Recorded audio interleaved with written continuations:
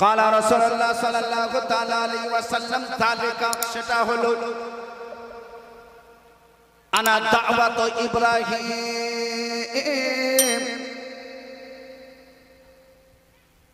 ইব্রাহিম নবী যখন কাবা ঘর তৈরি করলেন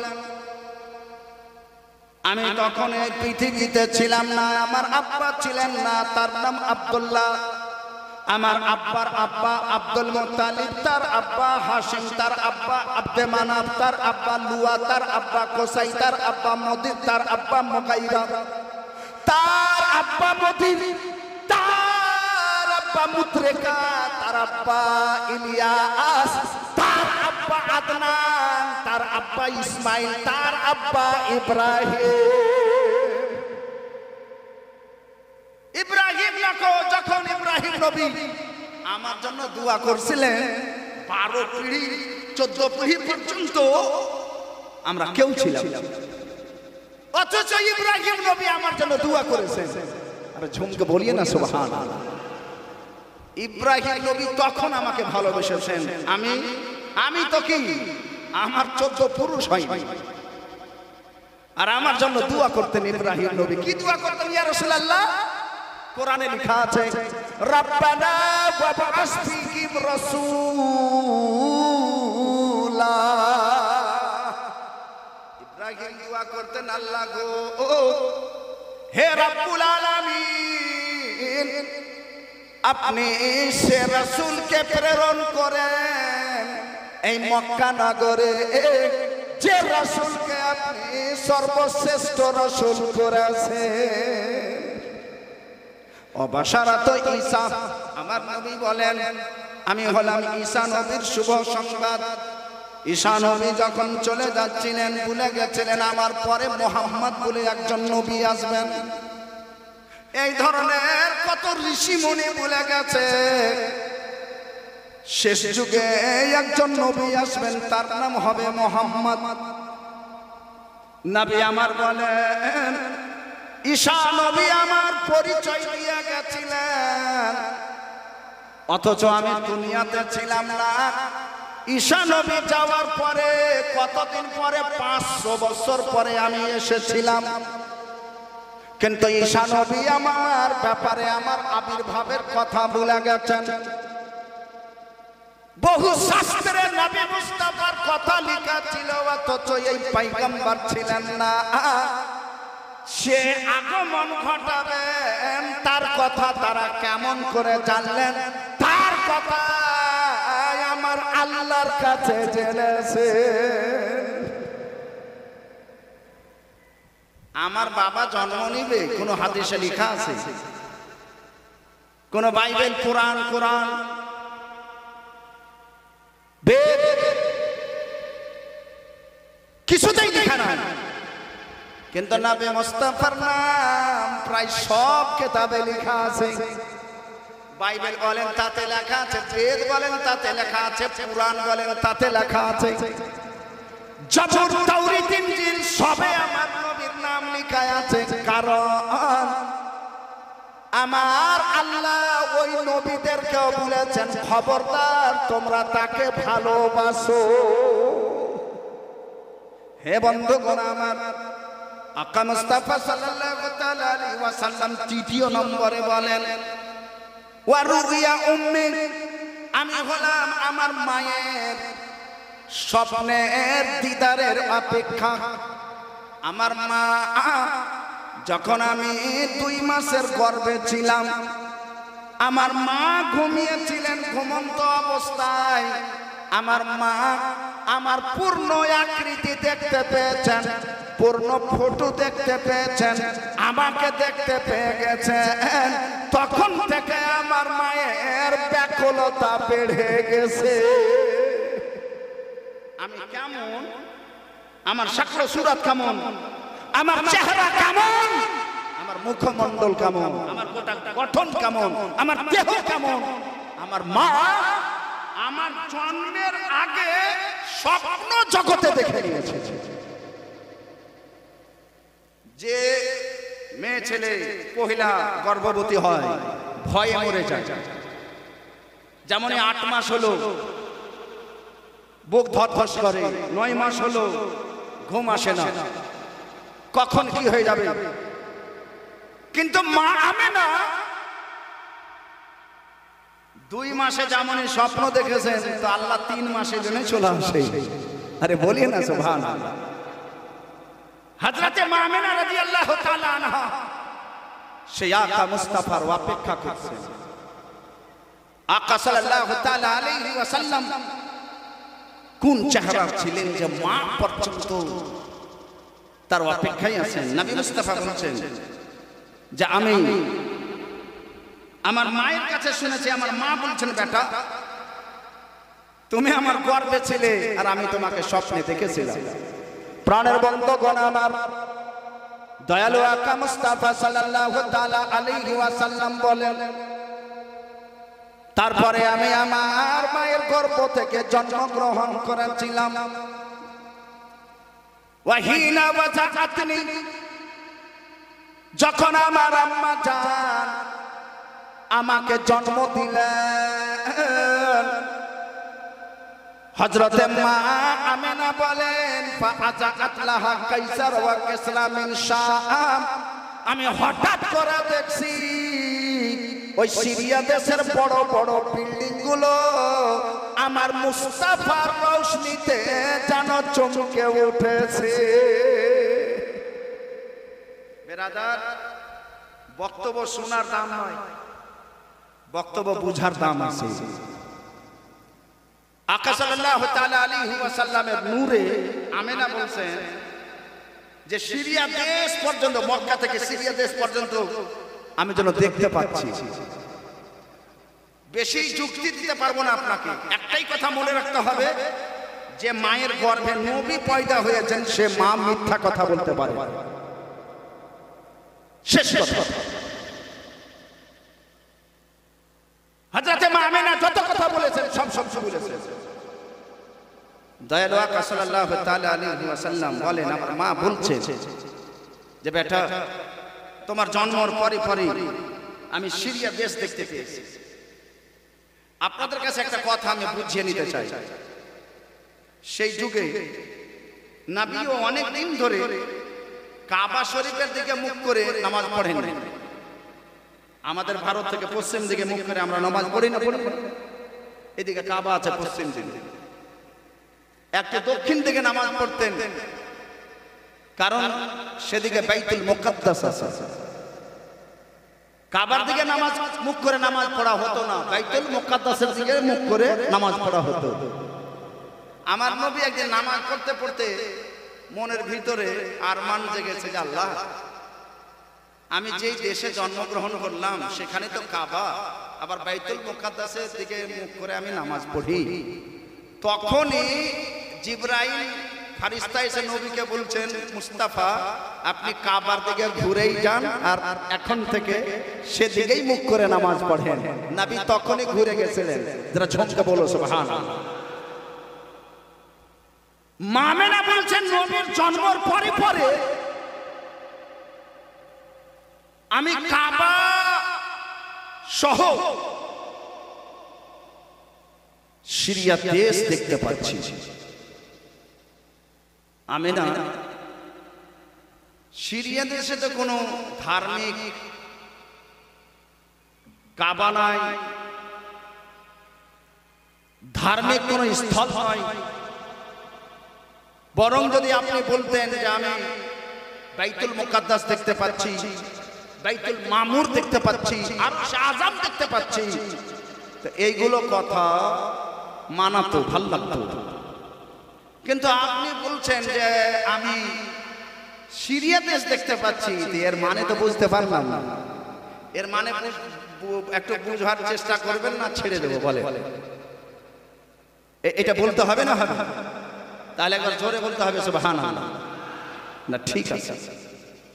প্রাণের বন্ধুগণ আমার, আকা মুস্তাফা সাল্লাল্লাহু তাআলা আলাইহি ওয়াসাল্লামের আম্মা জান সিরিয়া দেশ কেন দেখতে পেয়েছিলেন?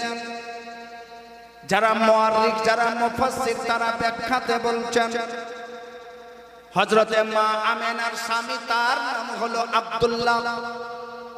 নবী মুস্তাফার আব্বা তার নাম আব্দুল্লাহ। নবী যখন মায়ের গর্ভে 4 মাসের ছিলেন আব্দুল্লাহর ইন্তেকাল হয়ে গেছিল। আব্দুল্লাহ গেছিলেন সিরিয়া দেশ ব্যবসা করতে, ওই সিরিয়া দেশ থেকে আর ফিরে আসতে পারেনি। রাস্তার ধারে তার কবর সেজে গেছে। সেই যুগে মায়েরা পর্যন্ত স্বামীর কবর জিয়ারত করতে যেত। আমেনা তার মনের আরমান, আমি স্বামীর কবর জিয়ারত করতে যেতাম, কিন্তু আমেনাকে কে নিয়ে যাবে? আমি একবার এসে আপনার মুস্তাফাকে দেখে যান, কলজার টুকরাকে দেখে যান।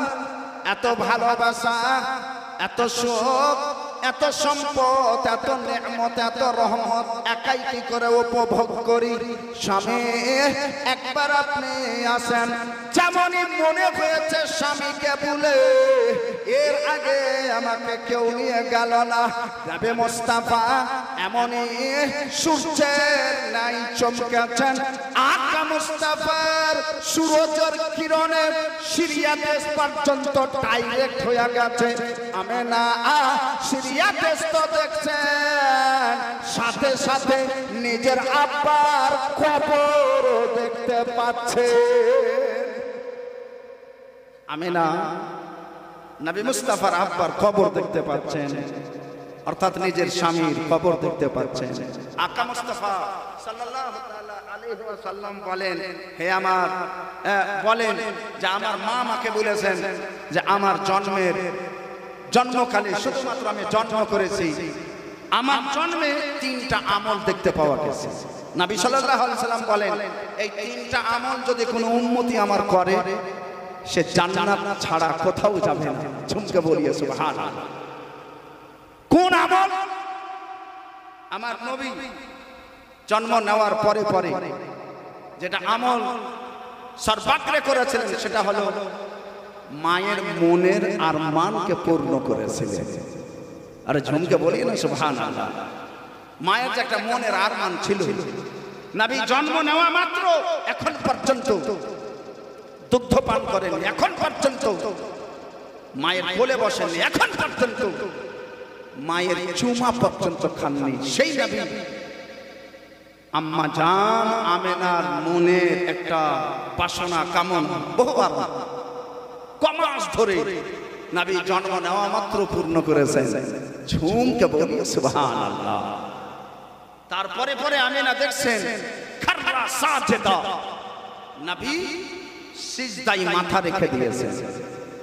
আকা মুস্তাফার মাথা সিজদাতে। আহারে দয়ালু নবী সাল্লাল্লাহু তাআলা আলাইহি ওয়াসাল্লামের পবিত্র সিজদা দেখে হযরতে মা আমেনা আল্লাহর দরবারে খুবই খুশি জাহির করেছেন। আল্লাহ, যেরকম আমি কাবাতে যে সিজদা করি, আমার মুস্তাফাকে বলতে হয়নি, তার আগেই আপনাকে সিজদা করছে। তৃতীয় নম্বরে মুস্তাফা সাল্লাল্লাহু তাআলা আলাইহি ওয়াসাল্লাম তার আচরণ হযরতে আমেনা দেখতে কি পাচ্ছেন, নবী যেন মুখে কিছু বলছে, সিজদাতে পড়ে মুখে কিছু বলছেন। সেটা কি ছিল? রাব্বি হাবলি উম্মতি। যারা ঝুমকে বলিয়ে সুবহানাল্লাহ। আপনি বলবেন এগুলো বেরেলি কিতাবে লেখা আছে? আছে। তাহলে দেওবন্দি কিতাবে লেখা আছে? হ্যাঁ আছে। আরে বলিয়ে না সুবহানাল্লাহ। আশরাফ আলী থানভী, কাসিম নানতবী, যারা দেওবন্দের জড়ে মূলে, এরাই হলো হেড। এরা কিতাব লিখেছেন, বড় বড় কিতাব। এদেরও কিতাব লেখা আছে যে নবী জন্ম নেওয়ার পরে পরে সিজদাতে মাথা রেখে দিয়েছিলেন। যাবি কোথায়? পৃথিবীতে যত ইতিহাসকার আছে, সবার লিখনীয় পড়ে দেখে নিয়েন, সবাই লিখেছেন নবী জন্মের পরে পরে সিজদা করেছেন। আর সিজদাতে আমার নবী আল্লাহকে ডাক দিয়ে বলছিলেন, রব্বি হাবলি উম্মতি। আল্লাহ, যে উম্মতের জন্য আমি এসেছি সেই উম্মতকে আমার হাওয়ালা করে দেন। আমার দেখা রাস্তায় যেন তারা প্রচলিত হতে পারে। আমি আগে আগে পিছনে পিছনে এই উম্মত যেন আমার সঙ্গে জান্নাত যেতে পারে। যারা ঝুমকে বলিয়ে সুবহানাল্লাহ। তিনটা আমল আমার নবী জন্ম নেওয়ার পরে পরে করেছেন। দুধ খাবার আগে, কোলে বসার আগে, কাউকে দেখার আগে এই নবী সাল্লাল্লাহু আলাইহি সাল্লামের তিনটি আমলের উপরে আপনি আমল করবেন। মা যেন জীবনে কোনোদিন দুঃখ না পায়, এটা নিজের নীতি বানিয়ে নিতে হবে। তবে সবার মা এক রকমের হয় না। কেউ কেউ কোনো মা বেটাকে, কোনো বেটাকে সত্যি খুবই ভালোবাসে, মানে এত ভালোবাসে যে তার বিবি যদি দিন 8টার সময় বিছানা থেকে উঠে তো একবারও কিছু বলবে না। মানে এরকম আছে। আমি জানি সব মা একরকম হয় না, কিন্তু কিছু কিছু মা একটু আছে যে মানে একটু যদি আপনার কি লাগছে যে আমার পক্ষ থেকে বলে না বা আমার উপরে খুশি হয় না, তা আপনি সেটাকে মানে ভুরক্ষেপে দিয়েন না। আপনি আপনার মায়ের জন্য একদম চটাই বিছিয়ে দেন। চটাই যেমন বিছানো হয় তেমন বিছিয়ে দেওয়া হয়, তাতে বসা হবে। আপনি মায়ের কি করছেন সেটার দিকে আদৌ খেয়াল করিয়েন না। আপনি এটাই জানেন যে আমি হলাম মায়ের খাদিম। ঝুমকে বলিয়ে সুবহানাল্লাহ। আমি হলাম মায়ের খাদিম। মা কে যদি আক্কেল হয় তো মা বুঝবেন, কিন্তু আপনাকে জেনে নিতে হবে আমি মায়ের খাদিম। মায়ের মনের আরমান পূর্ণ করা এটা তো ভাগ্যের ব্যাপার আছে। কমপক্ষে মায়ের সেবা যত্নটা করবে। 1 নম্বর নবী আমার বলেছেন আল্লাহকে সিজদা করতে, তার নাম হলো নামাজ পড়া। নামাজ পড়বেন। 3 নম্বরে আকা মুস্তাফা সাল্লাল্লাহু আলাইহি ওয়াসাল্লাম তালিম দিলেন পৃথিবীতে যতদিন বেঁচে থাকবে পর উপকার করতেই থাকবে। আমার নবী সাল্লাল্লাহু আলাইহি ওয়াসাল্লামের কাছে কিছুটা মুসলমান ছুটতে ছুটতে আসলেন। ইয়া রাসূলুল্লাহ, রাস্তাতে একটা মরা লাশ পড়ে আছে, হুজুর কি করা হবে? নবী বলছেন মরা লাশটা কে? বলে হুজুর মুসলমান নয়। তাহলে বলে হুজুর মনে বোঝা যাচ্ছে যে সেটা ইহুদি হবে, মানে কাফির, মুসলমান নয়। আমার আকা সাল্লাল্লাহু আলাইহি ওয়াসাল্লাম বলেন যাও নিয়ে এসো, গোসল দাও, কাফন দাও, আর মুসলমানের যেটা কবরস্থান সেখান থেকে দূরে একটু জায়গাতে তার কবর খনন করে মাটি দিয়ে দাও। একবার জোরে বলে দেন সুবহানাল্লাহ। কিছু কিছু সাহাবার মাথায় এই ধরনের প্রশ্ন আসছে, ইয়া রাসূলুল্লাহ সেটা তো কাফির, ওরা তো মুসলমান নয়, অমুসলমান, তাহলে হুজুর তাদের এত আদর আপ্যায়ন কেন? গোসল দেওয়া হবে, কাফন দেওয়া হবে, দাফন করতে হবে। আমার আকা মুস্তাফা বলেন যতদিন জিন্দা ছিল ততদিন কাফির ছিল, মারা গেছে সেটা মানুষের লাশ, তাই মানুষ বলে তার ইজ্জত করে নিতে হবে। জোরে বলেন সুবহানাল্লাহ। তো যে নবী তলোয়ার ধরে মারতে এসেছে নবীকে, সেই নবী তাকেও ভালোবেসেছেন, তারও ইজ্জত করেছে। পর উপকার করা, আল্লাহকে সিজদা করা, মায়ের সেবা যত্ন করা, 3টা আমল নবী মায়ের দুধ খাবার আগে আগে করেছেন, আমাদেরকে তালিম দিয়েছেন। তোমরাও এই ধরনের আমল করবে, অবশ্যই জান্নাত যাবে। যাই হোক বন্ধুগণ আমার, আমি একটা গজল পড়ব আর পরে আর এই মাহফিলের সমাপ্তি ঘটবে ইনশাআল্লাহ। সময় হয়ে এসেছে, একবার জোরে জোরে দুরূদ পড়লেন। আল্লাহুম্মা সাল্লি আলা আলাইহি ওয়াসাল্লাম। নবী সাল্লাল্লাহু আলাইহি ওয়াসাল্লামের নামে এক খতম দিয়েছে আর কয়টা টাকাও দিয়েছে। আমি আপনাদেরকে মানে খুব পাই পেশাব বলছি না, ফাতিহার জন্য এই পবিত্র মাহফিলে যদি আপনারা কিছু দেন, 100 500 যা কিছু দিতে পারেন, এই 2 মিনিটে দিয়ে শেষ করবেন। সবার জন্য দোয়া করা হবে। আপনাকে বলা যাবে যে 1000 টাকা দেন, এটা না, আপনার যা জুটে আপনি দিয়ে দিন। কেউ দাঁড় হয়ে যান ওখানে দিয়ে দিয়ে একটু চা চা হয়ে যাবে। যদি আপনারা দিতে চাহেন দিবেন ইনশাআল্লাহ, কোনো আয় আপত্তি নাই যে দিবেন না কেন এরকম। যদি দেন ইনশাআল্লাহ দিবেন মাশাআল্লাহ। যাই হোক বন্ধুগণ আমার, তো একবার আর দরুদ পড়েন, আল্লাহুম্মা সাল্লি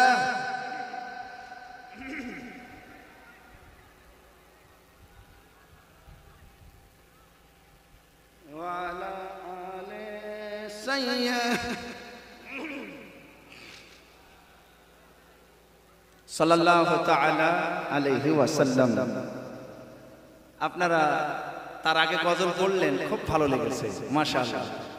আর একটা গজল বলতে পারবেন আপনারা? পারবেন তো? আলহামদুলিল্লাহ। আচ্ছা, মানে যেমন সারা জামানা দিওয়ানা, সারা জামানা কি, সারা জামানা দিওয়ানা, সারা জামানা দিওয়ানা বাংলাতে বললেও লিখতে হবে সারা জামানা দিওয়ানা। হিন্দিতেও যদি লেখেন তো সারা জামানা দিওয়ানা। মানে এমন একটা শব্দ আমি বের করে এসেছি যেটা হিন্দিতেও বলা যায়, বাংলাতেও বলা যায়। এটা বলেন একবার সুবহানাল্লাহ। তো বলতে হবে সারা জামানা দিওয়ানা। তো আপনারা বলবেন তো ইনশাআল্লাহ? বলবেন তা আস্তে বলবেন না জোরে বলবেন? এবার জোরে বলে দেখেন, সারা জামানা দিওয়ানা। सारा जमाना दीवाना, सारा जमाना दीवाना, सारा जमाना दीवाना, सारा जमाना दीवाना,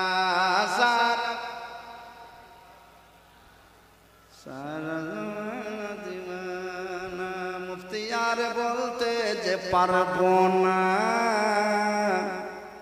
सारा जमाना दीवाना, सारा जमाना दीवाना, सारा जमाना दीवाना।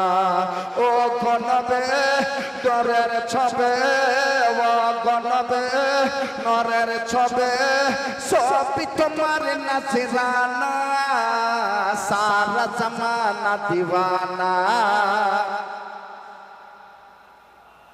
ना, सारा जमाना दीवाना।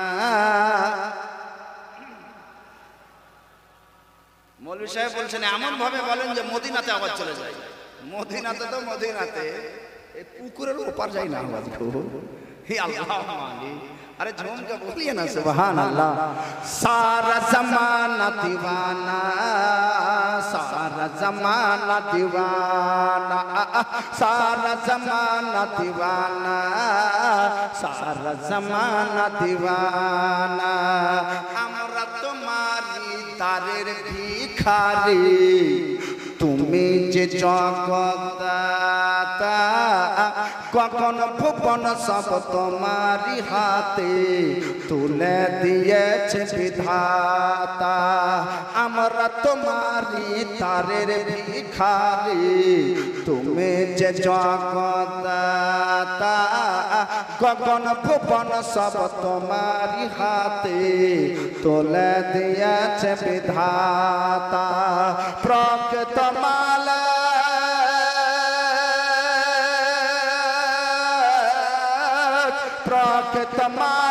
प्रकृत मालिक सौंपे दिए तुम्हारे मालिकाना, सारा जमाना दीवाना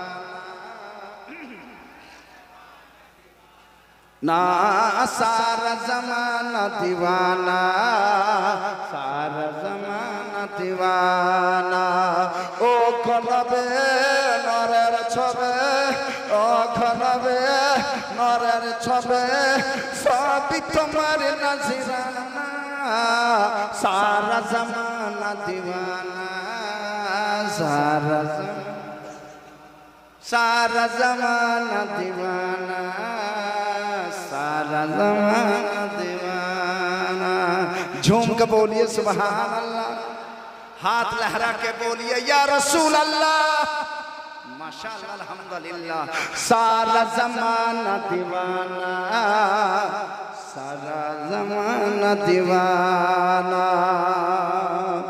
तुम्हें सहारा नयन तारा, तुम्हें सहारा नयन तारा, মানব জীবনের ধারা তোমার ওসিলায় জগতে চমকায় চন্দ্র সূর্য তারা তুমি সাহারা নয়ন তারা মানব জীবনের ধারা তোমার ওসিলায় জগতে চমকায় চন্দ্র সূর্য তারা তোমার দয়াতে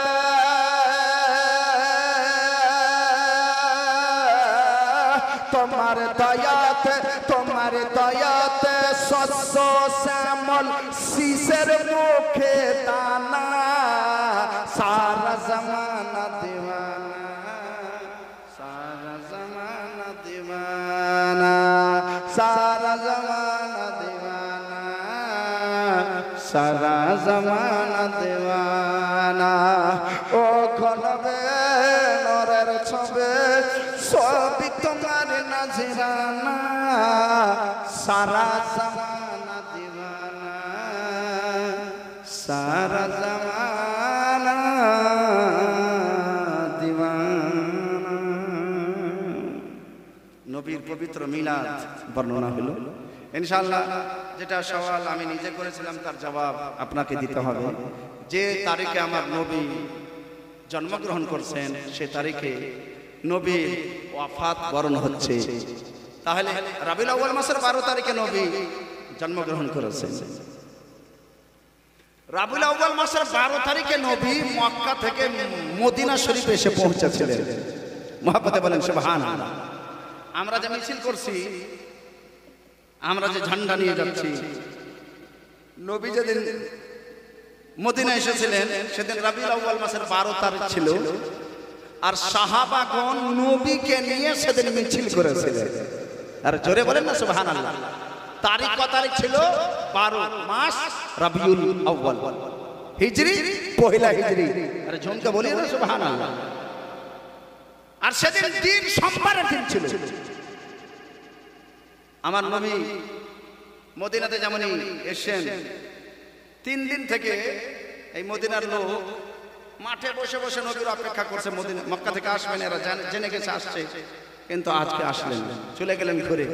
আবার আসলেন না, চলে গেলেন। আবার আসার পরে মানে আজকে 10টার সময় বাড়ি চলে গেছেন, যে আজকেও মনে হয় আসবেন। একটা ইহুদি দূর থেকে দেখেছে নবীকে, দেখার পরে চিনে গেছে এটাই মুসলমানদের নবী। এরা অপেক্ষা করছে যে কখন আসবে। ও ছুটতে ছুটতে গোটা পাড়া গ্রাম সব জায়গাতে ছুটে ছুটে চিৎকার করে করে বলছে জাহান নবী সাল্লাল্লাহু আলাইহি ওয়াসাল্লাম। কে? কোন মুসলমান, এটা ইহুদি মানুষ। সবাই ছুটতে লাগলেন আকা মুস্তাফা সাল্লাল্লাহু আলাইহি সাল্লামকে। ওই সানিয়া ওয়াদি একটা পাহাড়ের কোলে তারা যে পৌঁছা পড়লেন, সব যে পৌঁছে গেলেন, আমার আকা মুস্তাফাকে বরণ করলেন, সালাম মুসাফা। মিছিল বেরিয়ে গেছে। নবী সাল্লাল্লাহু আলাইহি সাল্লামের সামনে একজন বুড়ো নবীর সাহাবী আকা মুস্তাফাকে যে বলছেন, ইয়া রাসূলুল্লাহ সাল্লাল্লাহু আলাইহি ওয়াসাল্লাম, আপনি যদি ইজাজত দিতেন হুজুর, তাহলে আমার যে গামছাটা আছে আর আমার যে লাঠি আছে, আমার লাঠিতে আমার গামছাটাকে বেঁধে ঝান্ডা উত্তোলন করে আপনাকে আমাদের গ্রামে আমরা নিয়ে যেতাম। আরে জোরে বলেন না সুবহানাল্লাহ। ঝান্ডা উত্তোলন করলেন। সহিহ বুখারী শরীফে হাদিসে আছে, মুসলিম শরীফে হাদিস আছে, আমার আকা সাল্লাল্লাহু আলাইহি সাল্লাম যেমন গ্রামে যে পৌঁছাচ্ছেন, হাদিসের শব্দ এই আছে, ওয়া সাইদার রিজাল ওয়ান নিসা ওয়াল গিলমান আলা তুরুক। মেয়ে ছেলেরা ছাদের উপরে চেপে গেছে, আর এত ভিড়, দুই ধার দিয়ে মানুষ ধার হয়ে হয়ে দেখছে। আর কিছু কিছু বাচ্চা ছেলে তো ওই বড় বড় গাছের উপরে চেপে গেছে, নিচে দাঁড়িয়ে দেখতে পাওয়া যাবে না। আরে জোরে বলেন না সুবহানাল্লাহ। এত ভিড় হয়েছিল, এত বড় জুলুস। আর সেই জুলুসের লাঠি হযরতে বুরাইদা আসলামী, সেই সাহাবীর নাম হাতে ঝান্ডা নিয়ে আর নবীকে নিয়ে যাচ্ছিলেন। তারিখটা ছিল এই রবিউল আউয়াল মাসের 12 তারিখ। রবিউল আউয়াল মাসের 12 তারিখে মিছিল হয়েছে, নবীকে সাথে নিয়ে হয়েছে, আর সাহাবাগণ নিজে মিছিল করেছেন। জোরে বলতে হবে সুবহানাল্লাহ। কালকে যদি চায়ের দোকানে মৌলবি এই ধরনের কথা আপনি বলেন যে রবিউল আউয়াল মাসের 12 তারিখে মিছিল কোথায় হয়েছিল, তো যদি হাদিস পড়েছেন তাহলে একটু ওখানে চলে যায়, আশরাফ রাজার কাছে আসিয়েন। যদি পড়েন তা আসিয়েন। বই আজকাল গাড়িতে করে বইতে হয় না, ছোট্ট একটা মোবাইলে 10-12 লাইব্রেরি বই এইরকমই থাকে। আপনাকে আমি দেখাইতে পারবো, বেশি রিসার্চ করতে হবে না। ওয়াসাইয়্যিদার রিজাল ওয়ান নিসা, নবী সাল্লাল্লাহু আলাইহি ওয়াসাল্লামের ব্যাপারে আমাদের আকীদা, আমাদের নবীকে শুধু মরণ ছুঁয়েছে তারপরেই পালিয়ে গেছে। আমার নবী যেমন জিন্দা তেমন এখনো জিন্দা আছেন। সেই রাসূলুল্লাহ সাল্লাল্লাহু তাআলা আলাইহি ওয়াসাল্লাম নিজে বলেছেন, আম্মা হায়াতি খায়রুল লাকুম ওয়া মামাতি খায়রুল লাকুম, আমার জিন্দা থাকাটাও তোমাদের উপকার ছিল, আর আমি দুনিয়া থেকে চলে গেছি তবুও তোমাদের উপকারই আছে। জোরে বলবেন না সুবহানাল্লাহ। তো নবীর জন্ম তো আমাদের উপকার, নবী চলে গেছেন তবুও আমাদের উপকার। উপকার পেলে নাকে ফুটা বাহির করে কানতে হবে না একটু দাঁত বাহির করে মুশকি মারতে হবে? আরে বলেন, একটু হাসতে হবে না? হবে না? অবশ্যই উপকৃত। নবীকে সাহাবাগণ জিজ্ঞাসা করেছেন, ইয়া রাসূলুল্লাহ সেটা কি করে? আমার আকা মুস্তাফা বলেন, যতদিন আমি তোমাদের মাঝে ছিলাম তোমরা আমাকে কথা বলছিলে, আমি তোমাদেরকে উপদেশ দিচ্ছিলাম, আর আমার দুনিয়া থেকে যাওয়ার পরে আমি আমার আল্লাহর দরবারে তোমাদের গুনাহের ক্ষমা চাইবো, যতক্ষণ পর্যন্ত তোমার জান্নাতে নাম না লিখিয়ে দেব ততক্ষণ পর্যন্ত আমি সিজদা থেকে মাথাই তুলবো না। আরে জোরে বলেন না সুবহানাল্লাহ। আমি তোমাদের উপকার করার জন্য আগে ভাগেই চলে যাচ্ছি। এটা তো আমাদের কপাল যে আমাদের চিন্তা আমাদের নবী নিয়ে গেছেন। তাহলে আমাদেরকে নবীর যাওয়াতে খুশি আমাদেরকে আছে ইনশাআল্লাহ, যেহেতু নবী আমাদেরই জন্য গেছেন, একদিন তো সবকে যেতে হবে। যাই হোক বন্ধুগণ, আমার আকা সাল্লাল্লাহু তাআলা আলাইহি ওয়াসাল্লাম একই দিনে জন্মগ্রহণ করছেন, একই দিনে ওয়াফাত বরণ করছেন, তথাপি আমার নবী মুস্তাফা বলে যাচ্ছেন দুটোই তোমাদের জন্য উপকার, দুটোর জন্যই তোমরা খুশি পালন করিও। যাই হোক প্রাণের বন্ধুগণ, আমার পবিত্র কোরআন হতে আয়াত শরীফ পাঠ করেছিলাম, কুল্লা কুল বিফজলিল্লাহি ওয়া বিরহমাতিহি ফাবিযালিকা ফালইফরাহু হুয়া খায়রুম মিম্মা ইয়াজমাউন। হে আমার মুস্তাফা, আপনি আমার বান্দাদেরকে বলে দেন তারা যেন আল্লাহর ফজল এবং আল্লাহর রহমতের প্রতি খুশি পালন করে, আর এই খুশি পালন করাটা তাদের সায় সম্পদ থেকে অতি উত্তম। এই বলে আজকের বক্তব্য এখান থেকে ইতি সমাপ্তি টানছি ইনশাআল্লাহ। আর বেটার বিয়েতে পিটির বিয়েতে সারা রাত ঘুম আসে না, বন্ধুর বিয়ে ভাইয়ের বিয়ে ডিজেতে নাচ নেচে, আবার সকালে বরযাত্রী যেতে হবে, বহু রকমের অলসতা গাফলতা দূর করে সেদিন ডান্স হয়ে থাকছেন। আগামী ভোরে আমার নবীর মহব্বতে দিওয়ানা হয়ে শুধু জুলুসে শামিল যদি হয়ে যান, তো আমাকে আর জিজ্ঞাসা করতে হবে না, নিজের জীবনকে জিজ্ঞাসা করিয়েন যে আমি কিছু পেলাম কি পেলাম না। আমার কাছে কিতাব আছে, কিতাবের নাম হলো সুবুলুল হুদা ওয়ার রাশাদ, আরবিক ভাষায় কিতাব। তাতে একটা মৌলবি খুব গড়বড় করে বলতো, মিলাদ করতো না, জুলুস করতো না। উনি হঠাৎ করে একজন নিজের বন্ধু বান্ধবের সাথে বসে গেছে, তারা ধরে বসে গেছে, কিছুদিন থেকে মিলাদ করছে। তুই যে আগে বলছিলি হারাম বিদআত জাহান্নামী, আর কবর থেকে দেখছি তোকে তুই যাচ্ছিস।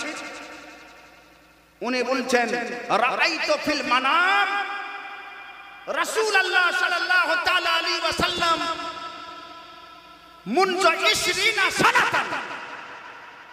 আল্লাহর কসম করে বলছি 20 বছর আগে আমি নবী মুস্তাফাকে স্বপ্ন দেখেছিলাম।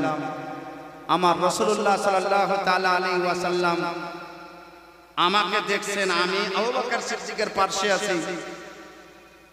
আমার নবী আমার মুখে হাত দিয়ে দাড়িতে হাত দিয়ে দুভাগ করেছে আর বলছে তুমি দাড়ি দেখিয়ে মানুষকে বিভ্রান্তি করছো, তোমার শাস্তি আছে। আমি বললাম ইয়া রাসূলুল্লাহ সেটা কি? বলছে যে তুমি মিলাদকে অস্বীকার করছো, খবরদার মিলাদকে অস্বীকার করবে না এবং মিলাদকে সুন্নাত হিসাবে গ্রহণ করবে। জোরে বলেন সুবহানাল্লাহ। সেদিন থেকে আমি ভয় পেয়ে গেছি, আর সেদিন থেকে বেরোবার ক্ষমতা হয় না, যেহেতু আমার বলার কারণে অনেকগুলো আমার দল হয়ে গেছে। আমি যদি আজ মিলাদে বেরিয়ে যাই, জুলুসে বেরিয়ে যাই, তো তারা বেরিয়েই আমাকে মেরে দেবে।